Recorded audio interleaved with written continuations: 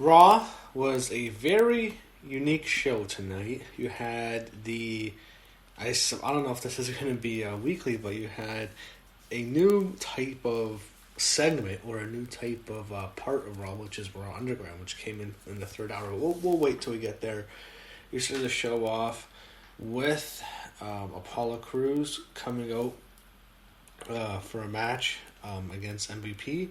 MVP cuts a promo before the match, and this is like when I see this kind of stuff, MVP, he was good in his first run. I thought he was entertaining.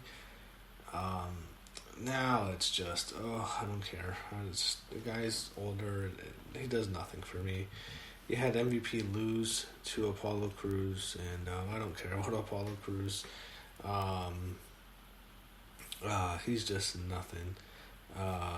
He is someone who, he retained his title, I guess, but he never clicked. He never got over on the main roster. He could never get over. He was never that over in NXT, to be honest. It's just on the main roster. He's just someone who is never been over.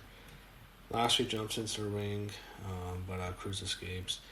Charlie Cruz interviews Apollo Crews backstage. I didn't really care. MVP cuts a promo at ringside. They show a menacing figure standing outside the locker room backstage. Phillips said something's going down tonight. It's the brainchild of Shane McMahon. You had a Bayley and Sasha Banks promo advertised as we see them, and I have to say Sasha Banks wearing a really hot dress, really nice dress, really good.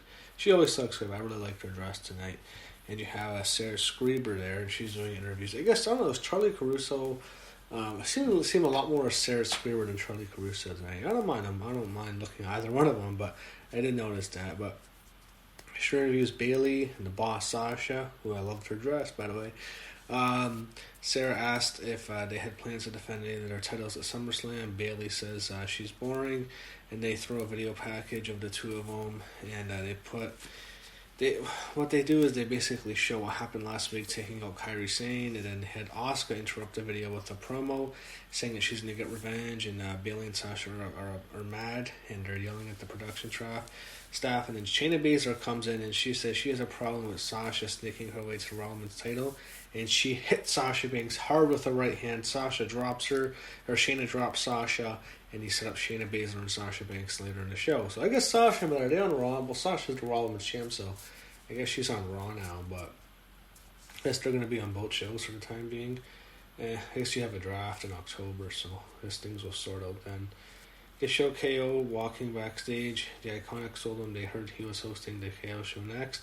They say they'd be great guests, but says they would, but not tonight. KO show. I didn't really care about the KO show. You had him announce his guest as Ruby Riott and Liv Morgan, and you had the two of them. Liv Morgan come out, and then Ruby Riott come out, and then Liv Morgan come out with her. And they want to let the Riot Squad run wild again. I guess Sarah Logan's released, and she's pregnant. You can't have the three of them, but I guess the two of them are a team again, and that's good. They're a good team in the women's division. And you have the Iconics enter. They make fun of Morgan and Riot. They said they're iconic. Morgan and Riot say that they're gonna not be friends like Billy and Peyton, but then no one can start a riot like they can. Oh fuck, that's not good for. I think the United States is having enough riots.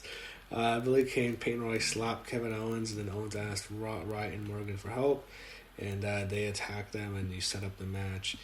They show a production assistant approach the mystery locker room. They show a bodyguard there, and Shane McMahon's behind what's happening later tonight. You had Ruby Riott and Liv Morgan face Billy Kay and Peyton Royce. This was pretty quick. I don't know if it's Billy Kay. I don't know if she might be in a chopping block, because she looked horrible here. She always is a bad wrestler, but they made her look really bad here. So they had them beat up Liv Morgan for Ruby Riott for a while. They beat her up, and Liv Morgan gets a hot tag, hits clotheslines, and had Billy Kay tag in, and she gets rolled up by Liv Morgan for a win. So Liv Morgan pins Billy Kay, and that's how it ends. Then you had Peyton Royce and Billie Kay attack Liv Morgan after the bell. Ruby Riott saves her, and then they hit the double STO on Billie Kay and left together, and the Riott Squad stands tall. The announcer story to Charlie Caruso, who reported on the trunk being overturned backstage, a loud noise backstage. MVP approached and said he couldn't believe what was happening, and it was just weird. I didn't care. Drew McIntyre comes to the ring for a promo. He reminds us that Warren said he was better than Austin and The Rock. And by the way, I have to talk about The Rock. The new owner of the XFL, the Extreme Football League, Dwayne The Rock Johnson, buys it from Vince McMahon. Why? I don't know. I think it's going to fail. What's Rock doing? I don't know. I mean, I don't know what Dwayne Johnson's... he does stuff like Vince where I just scratch my head. I always thought he was a really bright guy, and he is like Vince, but they just do weird stuff, man. I'm like, why does he do this? This thing's fucking failed. Okay, it's not its fault it failed this time because of coronavirus, but even before the COVID-19 happened, the ratings went down. It can't work. I don't know what he's doing, I swear. I like The Rock, but come on, man, you're doing this stupid stuff.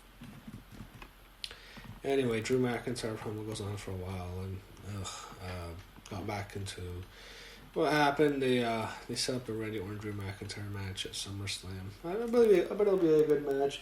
I personally would have Randy win. Might get some heat for that, but in my opinion, he is doing the best he's done in quite some time, many years. Drew has been a bad champ in terms of ratings. He hasn't lit the world on fire. I'd go with Randy. I really would. And there's times when Randy gets the belt, ratings do go up. That is true. I would go with Randy. I really would. I'd put him over Drew. Nia Jax was talking to an official backstage. I guess Pat Buck. Owens is backstage with Ruby Riott and Liv Morgan, and then they had Ric Flair approach and asked for a word with him. He told him everyone was hiring him, but he was concerned he was looking out for others too much. And Owens says that he heard what Rick was saying, but was trying to take a different path. And people like Randy could if he cared. And Rick says maybe if Owens was more like Randy, he'd be the one getting a title match at SummerSlam. And he said he told Owens to listen to his advice. And he'll show Rick how much fight he has when he faces Orton next week. So yeah, Ric Flair on Raw. This Ric Flair thing is crazy. And the thing with Flair, I guess he's going to get taken out by Randy Orton eventually, but I don't know when. He had Nia Jax in a ring with Pat Buck. Didn't care. Challenges him to a match. I'm sorry, no one gives a shit. R-Truth runs to the ring and stuff with Shelton Benjamin. Oh my god. We get our first peek at the big Shane McMahon angle, and it's basically Fight Club. I thought of that. So Fight Club type of atmosphere, and they see one with strippers, and they're not, they're kind of covered a bit, but you do see like 3 strippers, and I was thinking it's almost like an MMA gym or something. I guess this is what Raw Underground is. We'll see. They do the Dominic Rey Mysterio Seth Rollins angle. I don't care. Sarah Scraper interviews Dominic, and he was alright here. And he challenges Seth Rollins to a match at SummerSlam. They show Shayna Baszler laying out Sasha Banks later, and they set up a match. It's Sasha Banks and Shayna Baszler. They've never really interacted much, I don't think. Probably not. They're okay. Baszler is someone who's just not going to get pushed. I predicted this. So that's why I was never really high on her in NXT. I didn't know why she was getting pushed because I didn't necessarily hate her, but I just, we know with Vince. I knew. Like, we know Vince isn't going to push her in this match. May as well use it on trying to build someone else up on NXT. But with Baszler, with Vince, I knew Vince wouldn't push her, and this is what you got. The match was alright. It was slow. I mean, Sasha, they worked out on each other's arms. Banks is really good. She's been great this year. I thought they did alright here for what they had, but more so to set up an angle rather than having a really legitimate good match. Asuka runs in, she attacks Bayley, and it might have been the worst DQ I've ever seen because Bayley was just on the outside. An unbelievably stupid finish because Bayley was not in the match. She was just outside. She was never in the match. She was just there for Sasha. Asuka attacks Bailey. Why does that have to be a DQ? What the hell does Bailey have to do? She's not in the match. It's between Sasha and Shayna, but they had to kill this match. Why couldn't you just have Asuka beat up Bailey and Sasha tries to stop and Asuka beats up Sasha too? You can just do it like this. But it was such a stupid finish. Ugh. Anyway, they go to commercial. And I thought Shayna would attack Asuka because she cost her the match. But then Charlie's in the ring with Asuka and they show what happened last week. And she says they asked for an update on Kairi, saying Asuka said Kairi's okay, but she's not here. She said Bailey and Sasha are here, and she wants a rematch with Sasha at SummerSlam. Baszler's still in the ring, and she said she's rooting for Asuka and can't wait to dismember and take the tail back from her. Banks and Bailey came back out, and Sasha says Asuka can have a rematch at SummerSlam, and if she beats Bailey next week, and they've done this too much now. They show Angel Garza with some hot blonde. I thought that was Alexa Bliss at first. Right, it's Alexa doing, but actually Demi Burnett, really hot blonde from The Bachelor. She's backstage, and he gets her phone number, and I'm sure Charlie Caruso is jealous. Andrade and Zelina Vega entered, and Zelina says she knows who Demi is, and she doesn't belong here. And I guess Zelina's a little jealous because she likes us. Zelina like Angel. Is that the whole thing? But they have business to attend to. They show Shane backstage with the whole Fight Club or whatever.